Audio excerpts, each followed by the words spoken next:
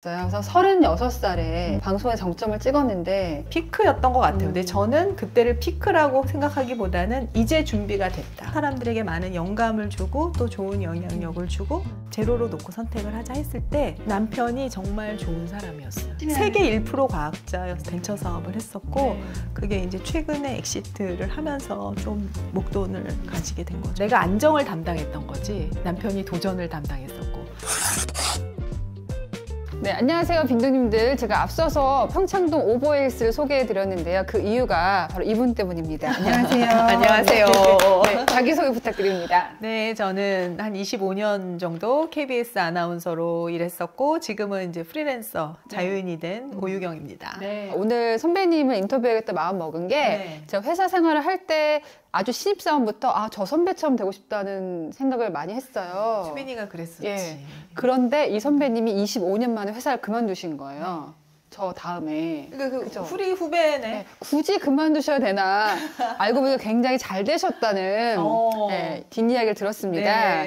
오버힐스 사시면 얘기 끝났습니다.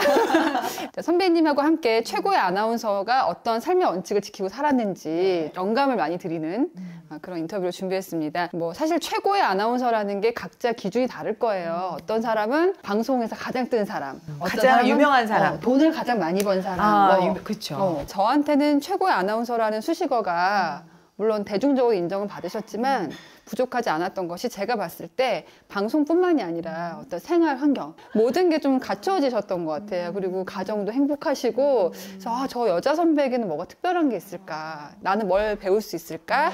그렇게 준비를 해봤습니다. 고맙습니다. 요즘엔 제가 주로 이제 다른 분들한테 알려드리는 연령이 많이 됐거든요. 여자 선배로서. 벌써 그렇게 됐나요? 좀 낯서네요, 선생님. 난 아직 아기로 보이는데. 제가 입사했을 때로 자꾸 돌아가 보면 선배가 시사투나잇이나 생로병사의 비밀을 하면서 굉장히 열정적으로 일을 하실 때였어요. 저 선배처럼 되고 싶다는 마음을 많이 갖고 있었어요. 그렇게 표현도 또 많이 했었어요. 맞아요. 진짜요. 그러니까 우리 조수빈 아나운서는 좋은 게 선배님, 저 선배님처럼 되고 싶어요라는 말을 이렇게 속으로 삼키고 말 못하는 게 아니라 그거를 적극적으로 표현하는 후배여서 그래서 난 참 좋았던 거. 아니 거짓말하는 사람들도 있잖아요. 듣기 좋으라고. 많은 분들 가장 궁금해하시는 거 25년 다니면 혹시 연봉이 KBS 연봉 아니면 어디까지 올라갔나요? 25년 다니니까 1억은 넘더라고요. 그렇죠. 네. 마지막에 부장님도 하셨고 보직도 맡으셨고 그랬습니다. 25년이라는 세월을 압축하기는 어렵겠지만 그래도 아나운서 생활을 돌이켜 보신다면 좀 어떻게 설명하시겠어요? 아나운서의 꿈을 가지고 그 신입사원 면접 때 했던 말을 끝까지 지켰던 사람인 것 같아요. 마지막 면접관 앞에서 저는 40세에 최고의 진행자가 되고 싶습니다. 이렇게 얘기를 했거든요. 몇 년도인가요? 94년 입사니까 그때 이제 24인데 어떻게 보면 아나운서들이 입사하자마자 좋은 프로그램 맡고 싶은 꿈들이 있을 텐데 나는 진짜 내가 한 40 정도 돼야 성숙한 진행자가 될 것 같았어요. 방송 생활 내내 내가 뭐 빛나는 사람이기보다는 40세에 가장 빛나기 위한 트레이닝 과정이라고 생각을 해서 어떤 프로그램이 맡겨지든 간에 그 프로그램을 뭐 이렇다 저렇다 생각 안 하고 항상 공부하고 노력하고 그렇게 지냈던 것 같고 30대 후반에 생각보다 빨리 내 이름을 알릴 수 있는 프로그램 생로병사의 비밀이라는 프로그램, 시사투나잇이라는 프로그램을 30대 중반? 36이었는데 지금 생각하니까 방송으로서는 전성기였던 것 같고 한 2년 정도 진행하고 나니까 방송 대상이 주어지더라고요. 그때가 피크였던 것 같아요. 근데 저는 그때를 피크라고 생각하기보다는 이제 준비가 됐다 라고 생각을 했어요. 저는 9시 앵커 했을 때 어땠는가 물어봐 주세요. 네, 어땠어요? 그만하자.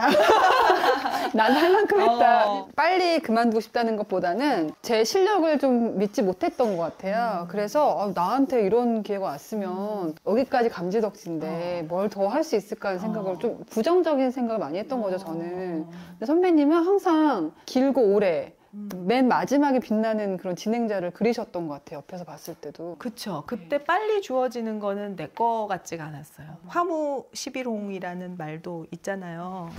꽃이 언젠가는 지는데 그 꽃이 피는 시기가 젊었을 때 피는 사람도 있고 조금 나이 들어서 피는 사람도 있는데 저는 선배님들도 나한테 대기만성 형이라고 하기도 했지만 좀 큰 그릇이 되고 싶었다고 할까? 정말 우리 조수빈 앵커는 네. 몇 살에 9시 뉴스를 했지? 30? 제가 아니요 28살 2008년에 아시지만 그 전에 많이 좀 힘들었어요. 저 4년 그때 동안. 탑을 찍었네. 근데 탑이라고 생각하기보다는 좀 두려웠죠. 제가 9시는 상상도 못했었기 때문에. 저한테도 뉴스의 기회가 오긴 왔었어요. 아침 930에 이제 단독 앵커와 시사투나잇의 앵커를 두 개가 이제 어느 보도국 걸 하겠느냐. 어느 걸 예. 그러니까 제작국에서도 제안이 오고 보도국에서 제안이 왔었는데 저는 그때 조금 더 내 의지를 좀 보일 수 있는 프로그램을 하고 싶었지 말하자면. 그 모든 아나운서의 꿈이기도 해요. 그렇죠. 예. 그렇게 예. 가는 게 쉽지가 않고 약간 왜 뉴스 앵커는 꽃 같은 이미지가 많은데 난 그걸 정말 그렇게 그땐 더 하고 그랬을 싶지 것 않았어. 같아요. 지금보다 더. 꽂히기보다는 정말 실력 있는 진행자가 되는 게 목표였기 때문에 그런 길로 계속 왔던 것 같아요. 사내 기업의 대표가 되셨습니다. 한류 추진단이라는 곳에 TF가 생겨서 거기에서 일해보고 싶다 해서 아예 자진을 해서 아나운서실을 떠났고 그래서 5년 동안 방송을 안 했죠. 거기 가서 만들었던 일이 한류 매거진, 글로벌 매거진을 또 창간하게 돼서 편집장도 했었고 콘서트 기획도 해보고 그다음에 사내 기업 우리 제도가 있었잖아. 근데 사내 기업 만드는 거 엄청 어렵다. 100명을 만나서 설득을 하고 심사도 한 서너 차례 받고 사업기획서도 이렇게 두껍게 써보고 그때 정말 많이 계약서도 수도 없이 썼어요. 그 전에 제가 이제 글로벌 매거진 만든 게 성공적이었기 때문에 이제 그걸 베이스로 해서 사업기획을 해서 사내 기업을 하는 거를 할 수 있었는데 사내 기업을 끝까지 못하고 회사가 조직이 바뀌면서 사내 기업을 접게 됐죠. 알죠. 아시죠? 네. 근데 그게 오히려 좋은 기회가 돼서 다시 방송으로 돌아오셨죠. 방송으로 이제 복귀를 했죠. 그때 난 방송으로 돌아올 욕심은 하나도 없었거든요. 저도 깜짝 놀랐어요. 아니 저 선배님 왜 또 하시네? 또 하시네? 그 나이에 왜 또 아니 그 나이라기보다는 한번 저도 쉬고 싶은데 한번 떠나면 돌아올 수 없다는 생각이 많아서 놓지를 못하고 있었는데 5년 쉬고 오셨는데 아침마당 하셨잖아요. 네. 돌아왔는데 네. 저한테 이제 대구의 아침마당을 좀 해달라고 그때 대구 아침마당 시청률이 4%였는데 내가 가서 9%까지 올렸어요. 마침 아침마당 MC를 조금 이렇게 바꿔야 되는 시기에 그때 이제 내가 그렇게 했더니 그게 이제 좋은 기회가 라디오 돼서. DJ도 하시고 정말 옆에서 봤을 때 정말 찬란한 선배님이었어요. 언제나 당당하시고 방송도 항상 매끄럽게 잘 하셨는데 보면 선배님의 대표작 사실 요즘 세대는 또 한번 세대 갈이 된 거 아시죠? 예, 저도 잘 모르더라고요. 예, 좀 한번 읊어주세요. 저 KBS의 프로그램은 거의 다 했는데 지금 얘기한 것처럼 생로병사의 비밀이라는 우리나라 최초의 의학 다큐 프로그램 엄청난 프로그램이었고 어떻게 보면 인지도가 그때 가장 많이 한 방에 올라오셨던 것 같아요. 그렇죠. 그전에도 방송을 계속했지만 하지만 사실 대중적인 아나운서 이름을 외우는 건 쉽지 않잖아요. 네네네. 근데 생로병사의 비밀일 때 오유경 이꼴 생로병사의 비밀이라는 이제 왜냐하면 그때 원 MC였다가 다큐멘터리 MC를 여자가 한 적이 그전에는 없었어요.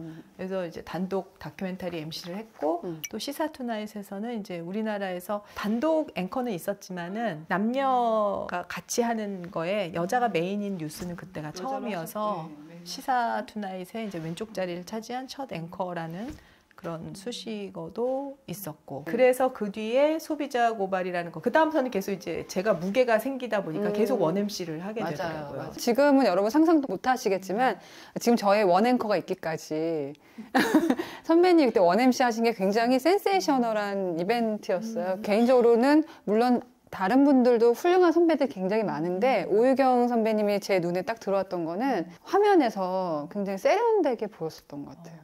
소비자 고발에 내가 바지를 입고 나갔던 거 기억하죠? 맞아요. 지금 이제 여자 앵커들이 선거 방송이나 이럴 때도 바지를 입고 나오는 모습이 굉장히 자연스럽고 난 편안해 보여서 너무 좋아요. 약간 도우미 같이 이렇게 서서 막 치마 입고 막 선거 이렇게 발표하는 게 난 참 안타까웠었는데 요즘 여자 앵커들은 딱 바지를 입고 나와서 이렇게 하더라고요. 그게 너무 좋은데 사실 내가 할 때만 해도 여자가 바지를 입고 나와서 방송한다는 게 별로 사례가 없었던 시절인데 소비자 고발에서 그때 이제 바지를 딱 머리도 기르신 입고. 적도 있고. 그렇죠. 그때 그 쇼커트를 네. 했었죠. 해외 아나운서를 보는 것 같은. 항상 방송을 할 때 예쁜 옷을 입기보다는 음. 그 프로그램에서 가장 적합한 앵커의 옷을 입는 거를 중요하게 생각을 했고, 그래서 소비자 고발할 때는 다양한 옷을 입기보다는 네. 거의 이제 비슷한 스타일의 까만 바지에 위에 이제 흰 셔츠나 아니면 이제 정장 정도로 계속 입었어요. 빈노님들 가운데서는 아나운서들이 사실 이미지가 좋잖아요. 그런 거 좀 따라하고 싶다는 분들이 계실 거예요. 이렇게 겉으로 봤을 때 그런 오유경 아나운서만의 팁이 있었나요? 사실 평소에는 그렇게 옷을 신경 쓰고 입지는 않았던 것 같은데, 우리가 전투복이라고 생각하는 거, 뭔가 이렇게 특별한 자리에 갈 때 입는 옷이 계절에 뭔가 딱 봤을 때 한 벌은 있어야 돼. 맞아요. 근데 그 한 벌이 우리가 한 곳에 가는 게 아니라 여러 행사를 가니까 그냥 그때 그 옷을 입는 거예요. 언제든지 입을 수 있는 대표벌이 한 벌 있고, 이제 나머지들은 핀터레스트 같은 거를 보면서 FF 시즌, SW 뭐 이런 걸 보면서 그 중에 나한테 어울리는 스타일을 하나 정해요. 내 옷장에 그 스타일이 보통 한두 개는 있잖아. 그러면 거기에 부족한 스타일을 하나 구매해. 말하자면 이번 겨울에는 뭐 갈색 부츠가 하나 있으면 좋겠다면 그거 정도만 하나 더 산다든가, 그걸 보고 하나 스타일을 정하면 그 스타일의 옷이 한 두세 벌만 있으면 충분하거든. 그 선배님이 기수가 이제 저보다 10년 정도 차이가 나잖아요. 지금하고 저희 때도 좀 다른 것 같고 저 때랑 선배님 때도 달랐어요. 그래서 36살에 방송에 정점을 찍었는데 그때만 해도 굉장히 나이가 많다는 수식어가 항상 있었습니다. 예. 그래, 맞아요. 예. 그때 상황을 좀 그러니까 저는 혼자 그걸 부인했어요. 이건 나의 전성기가 아니야. 나의 전성기는 아직 오지 않았어. 앞으로 내가 만들 거야. 지금도 저는 이제 그 생각을 하고 있어요. 네. 근데 돌아보니까 방송의 전성기는 그때가 맞는 것 같아요. 왜냐면 미디어의 전성기이기도 했고, 우리 같은 아나운서가 할 만한 프로그램도 사실 많지가 않아요. 조수빈 TV가 더 조수빈 나은 TV가 면도 있어요. 뉴 미디어의 이제 네. 앞으로 대세인데, 예전에 제가 오프라 윈프리가 되고 싶다고 얘기를 했었는데 그 오프라 윈프리가 되는 꿈을 이제부터 꾸기는 좀 여러분이 생각해도 비현실적이잖아요. 근데 그렇게 유명한 사람이 되겠다는 게 아니라 예. 오프라 윈프리는 하포 스튜디오라는 자기의 스튜디오를 갖고 있었어요. 본인이 하는 프로그램을 통해서 사람들에게 많은 영감을 주고 또 좋은 영향력을 주고 또 많은 사람들이 그 방송을 통해서 위로를 받고, 저도 그 컨셉은 가져가고 싶은 거죠. 오프라 윈프리가 말하자면 전 지구적인 진행자라면 나는 평창동에서라도 목걸이를 우리가 계속 구슬을 모으잖아요. 저는 옛날에는 정말 큰 목걸이를 만들 수 있을 줄 알았는데 내 나이가 40이 되니까 목걸이 개수가 별로 생각보다 많지 않아서 계속 더 끼워야 될 것 같아서 계속 준비만 하는 거야. 회사를 그만둘 때쯤에 이제는 이걸 내 크기라고 인정을 하고 이제 목걸이를 꿰자. 그게 목걸이가 엄청 큰 목걸이일 수도 있지만 내 크기에 맞는 목걸이면 되지 않는가. 그래서 같은 오프라 윈프리의 컨셉.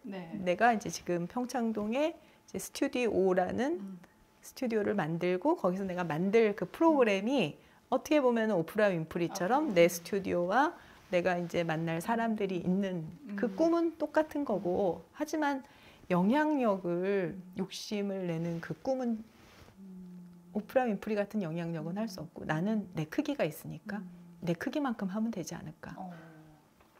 숙연해진다. 나 이렇게 심각해지면 저랑은 그 생각하시는 깊이 차원이 다르시네요.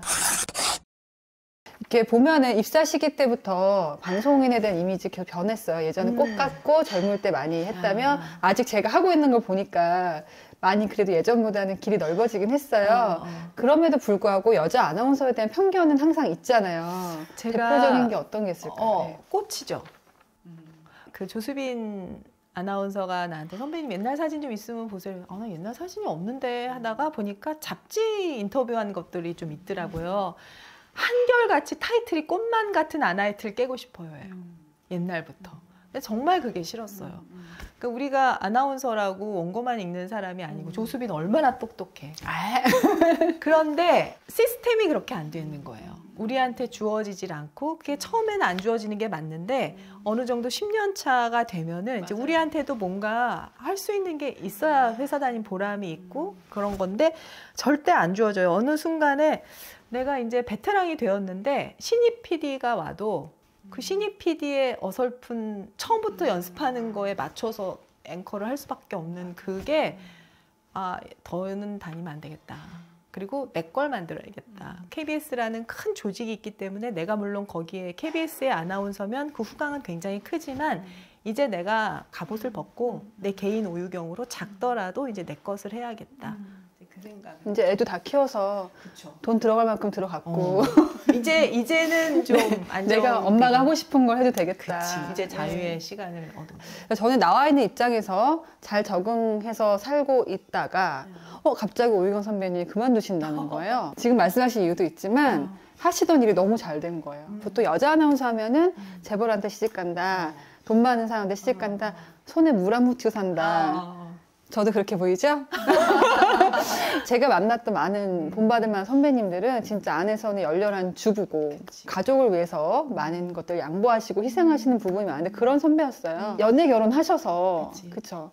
형부가 솔직히 잘생겼지만 그렇게 뭐 엄청 그건 아니었는데 아니죠. 형부는 대전의 생명공학 연구소에 있는 연구원이었고 뭐 첫눈에 서로 좋아가지고 연애를 한 1, 2년을 하고 결혼을 했는데 그때 선 엄청 들어오셨을 것 같은데 돈 많은 사람이 저도 어마무시했거든요. 많이 들어왔었지.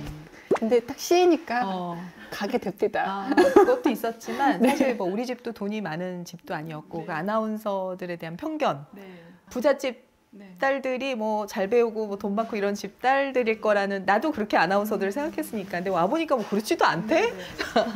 그러니까 뭐 부잣집 뭐 이런 분들이 이렇게 선도 들어오잖아요. 근데 딱 그 얘기를 어서 만났어. 내가 선택을 할 때 부모 인생의 연장선상에서 누군가를 선택하지 말라는 그 글을 본 것 같아.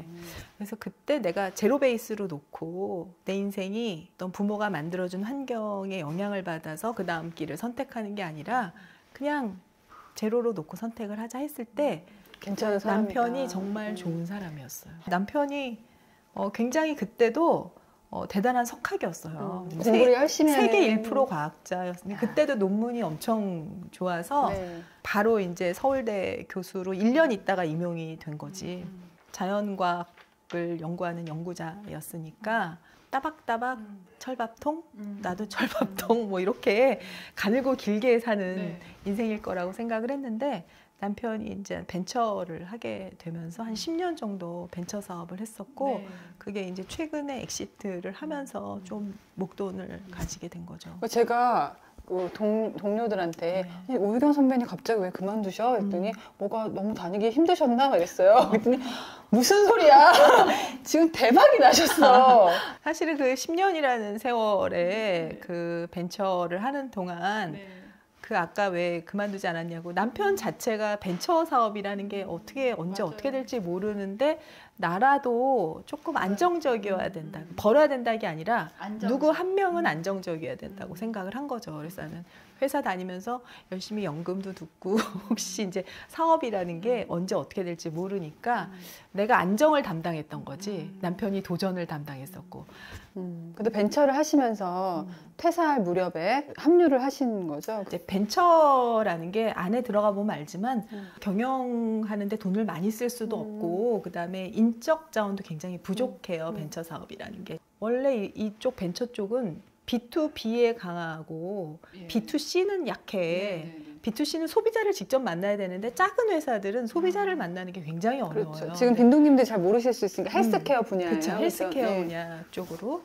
그러니까 소비자를 직접 만나야 되게 제품이 나온 거예요. 근데 그 제품을 홍보를 어떻게 해야 하려니까 될지. 한번 직원을 뽑아서 했는데 돈만 너무 많이 들어가고 성과가 없는 거예요. 그래서 남편이 저한테 SOS를 쳤어요. 회사 그만뒀을 멋있다. 때. 그래서 가서 이제 예산이랑 이렇게 보니까 이게 작은 기업에서 뭔가 제품이 나왔을 때는 그 비용이 안 되잖아요. 그래서 제가 가서 외주에 홍보 주던 거를 다 안으로 갖고 와서 제가 팀을 STC라고 스토리텔링 커미티를 만들어가지고 제가 이제 직원들하고 뭐 SNS 홍보랑 이런 걸 다 총괄 지휘를 해서 진짜 경영자가 되신 거예요. 네, 그때부터. 그래서 이제 저는 이제 그 부사장이었는데 우리 부사장이 5이었고 제가 맡은 분야는 홍보 마케팅이라고 보면 되죠. 네. 그리고 브랜딩. 그때 우리 회사에서 외주에서 2달 동안 쓴 돈으로 1년 예산을 편성했어요. 저는. 그렇게 해가지고 그 제품 브랜딩을 해나가고 있던 차에 다른 대기업에서 이 회사를 합병을 하게 돼갖고 그 제품은 더 이상 생산하지 않으니까 저는 나왔죠. 그래서 이제 1년 정도를 그 회사에서 이제 남편을 도와서 일을 하게 됐고 형부가 하셨던 헬스케어 사업은 이제 대기업 사명으로 바뀌어서 네, 지금도 계속 고객들과 만나고 있는데 제가 여기서 포커싱을 하고 싶었던 것은 선배님이 젊은 시절부터 자기 일에 프로의식을 가지고 열심히 하는 와중에 그 동반자와 어떻게 보면 동지 의식을 가지고 키우신 거잖아요. 남편을 키우신 거잖아요. 남편을 좀 이제 뒷바라지를 살짝 사실 알잖아. 남편 뒷바라지 할 시간 별로 없죠. 그렇죠. 그러니까 그냥 같이 있어주는 네. 거고 같이 정신적인 힘이 돼주는 건데 그래서 남편이 좀 안정이 되니까 이젠 내가 좀 자유를 얻은 거죠. 그래서 KBS에서 10년 남았잖아요. 10년 지금부터 참 좋은 시기잖아. 방송 뭐 많이 안 해도 연봉이 제일 높은 시기이고 조금 이제 편안할 시기인데 저는 그 시간이 어떻게 보면은 오히려 시간이 좀 아깝다 그러나 10년 동안 받을 월급으로 내 시간을 샀다고 생각하면서 그만뒀어요. 저는 어떤 생각으로 그만뒀냐면은 제가 그때 뭐 퇴사를 종용하는 건 전혀 아니고 네. 누구나 변화를 맞이할 분기점이 있잖아요.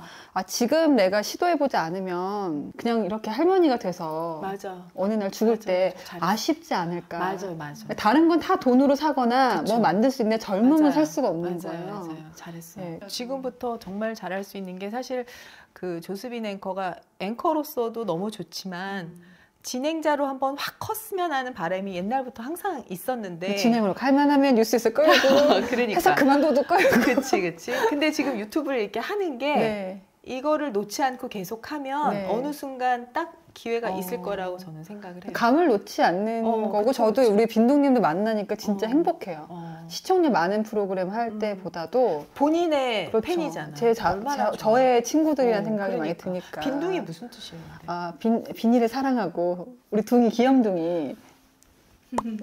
비닐을 사랑하는 네. 귀염둥이들? 그리고 좀 빈둥거리면서 편하게 보셨으면 좋겠다. 왜냐면 제가 채널을 열었을 때는 다들 제가 시사 프로나 정치나 막 그런 걸 할 줄 아셨어요. 근데 좀 편하게 하고 싶은 거 저는 제 관심사들을 예, 그랬습니다. 그래서 한 가지 일을 25년 동안 오랜 시간 일을 하셨어요. 여성으로서 꾸준히 할 수 있었던 원동력은 지금 생각해 보면 뭐라고? 저는 그 목표였던 것 같아요. 최고 진행자가 되고 싶다.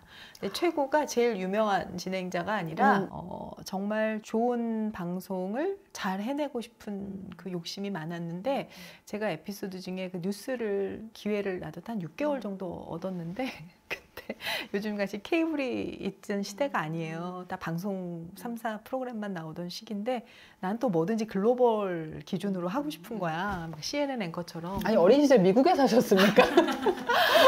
근데 볼 방법이 없잖아요. 그때는 없었어요. 네. 엄청난 안테나를 달자는 없었어요. 그래서 친한 회사 선배한테 의논했더니 방법이 있다는 거예요. 방송국에서 쓰는 엄청난 위성 안테나를 내가 그때 오피스텔에 나와 살았고 뉴스광장이랑 그 위성방송 시절이구나. 그때 그 오피스텔에 트럭에다가 위성 안테나를 싣고 와가지고 그 오피스텔에 달고 CNN을 모니터를 하면서 했는데 6개월 만에 잘렸다. 그렇게 열심히 했는데 회사가 못 받아들인 거죠. 아니 그때 뉴스 잘 못했어. 투 머치 세련. 난 뉴스가 잘 안 되잖니. 그때 그 이야기가 당시에 그 보그지 내가 여러 인터뷰를 여성 잡지랑 했었는데 보그의 인터뷰를 한 그게 가장 나는 지금도 강렬하게 남는데, 보그지는 사실은 어떤 정말 패셔니스타라든가 뭐 연예인들 중에 스타들이 인터뷰를 하는데 보그에서 인터뷰를 하자 그래서 그때 그 인터뷰를 한 거에 그 위성 안테나 스토리가 써 있더라고요. 그래서 어제 그렇군요. 생각이 났어, 날 네. 그걸 보면서. 지금 우리 빈둥님들 가운데서 꼭 여성을 떠나서 네. 일과 부부관계와 육아와 이 모든 걸 잘하기는 힘들거든요. 그쵸. 요즘 또 아이도 잘 안 낳으려고 그러고 이혼율도 높아졌습니다. 그렇죠. 한 사람과 오래 살 수 있었던 비법 공유해 주세요. 남편이 착했던 것 같아. 내가 뭐 잘한 게 뭐가 있었어. 아니, 부부나 자식 지간에 이런 것만 지켜도 관계가 괜찮다. 그렇게 언성 높이고 싸운 적은 없는 것 같아. 근데 그것도 내 게 아니고 남편 탓인 것 같아. 남편 덕을 많이 본 것 같고, 사실 옛날에 한참 30대 때 방송 많이 하고 할 때 우리 집 오면은 청소도 막 많이 못 해가지고 지저분하고 그랬는데, 그 이유가 뭐 변명을 하자는 게 아니라 시간이 워낙 없잖아요. 제일 중요한 건 난 가족이 함께 있는 거라고 생각을 해서 청소하기보다는 아이랑 놀아주고 부엌에서 일을 하기보다는 아이랑 놀아주고 그렇게 청소해. 했어. 그러니까 난 청소를 안 하는 엄마야. 좀 청소만 해. 청소 설거지 안 해. 왜냐하면 거기에 시간을 쓰면 아이하고 안 그래도 있는 시간이 부족한데 난 네. 그런 걸 좀 어리석다고 생각을 했어. 집 깨끗할 필요 없다. 난 시간이 없는 엄마니까. 그래서 집은 조금 들어도 내비둬. 설거지 쌓여 있어도 내비두고 네. 아이랑 노는 걸 먼저. 지금은 집을 너무 깨끗하게 지금은 관리하시는데. 그렇죠. 아이는 없으니까. 그리고 이제 곤도마리의 인생이 바뀌는 정리의 마법, 또 인생책이에요. 그거 열심히 읽고 나서 많이 버리고. 근데 곤도마리에는 미니멀리스트지만 저는 버리고 난 뒤에 내가 좋아하는 걸로 채우는. 저는 취향이 반영된 그 공간이 있어야 내가 행복하다. 네. 아까 본 3층이 이제 나의 취향이 있는 공간이고 거기에만 있어도 이제 행복을 느끼는 거죠. 평창동에 터를 잡으셨어요. 왜 우리 오유경 선배는 평창동으로 갔을까? 저는 이제 럭셔리보다는 풍요로운 삶이 더 중요하다 생각을 하고, 더 많은 부를 늘리는데 내 인생을 쓰기보다는 이제 좀 누리고 나누고 싶다. 그것도 이제 문화예술로 하는 삶이 행복할 것이다라고 생각을 해서 이제 평창동으로 왔고, 거기에 이제 지금 집을 지으면서 문화 공간을 작게 같이 만들어서 사람들과 함께 나누려고 하고, 제가 이제 인사이트를 받은 사람 중에 이제 헬렌 리어링과 스코트 리어링 부부가 있어요. 이제 그 사람들이 원칙이 있어요. 4시간은 일하고 4시간은 이웃과 함께 보내고 4시간은 자기만의 시간을 갖는 거예요. 근데 저도 이제 평창동에서 4시간은 일을 할 것이고 4시간은 또 이 문화 공간을 공유하면서 이웃과 함께 할 것이고 4시간은 이제 저만을 위한 시간을 갖는 그런 삶으로 이제 인생 3막을 살려고 하고 있어요. 나중에 미술관 지으시면 저희 찍어도 될까요? 당연한 거예요. 빈둥님들을 위해서는 공개를 하겠습니다. 제가 미술관을 지으신다는 얘기를 듣고 와. 미술관 하면 사람들이 굉장히 대단한 걸로 생각하는데 평창동 오시면 정말 작은 갤러리들이 많은데 네. 우리도 이제 그렇게 작은 갤러리를 하나 할 생각이에요. 네. 문화예술 쪽을 보니까 저는 너무 중요하다. 한류를 했었잖아요. 한류를 하면서 너무 좋았던 게 우리나라가 뭐 경제적으로는 엄청 성장했지만 사실 문화적으로 세계를 압도했던 역사는 없는데 우리나라 대중문화가 이렇게 세계에 압도하는 걸 보면서 굉장히 가슴이 뛰었거든요. 근데 앞으로는 우리나라의 순수 예술 분야도 그렇게 될 것 같다는 생각이 들었고, 무엇보다도 그렇게 순수 예술을 하는 분야에 너무 많은 분들이 있는데 스포트라이트를 너무 못 받는 젊은 예술가들이 너무 많아서, 그래도 내가 어떤 브릿지가 되었던 사람이잖아. 탤런트가 있는 사람이니까 이제 그 역할을 하는 것도 의미가 있지 않을까. 마지막으로 이 질문 드리겠습니다. 제가 오랜 시간 지켜보니까 선배님이 그래도 주관이 또렷하시고 행복과 또 성공 두 가지를 놓지 않으셨던 것 같아요.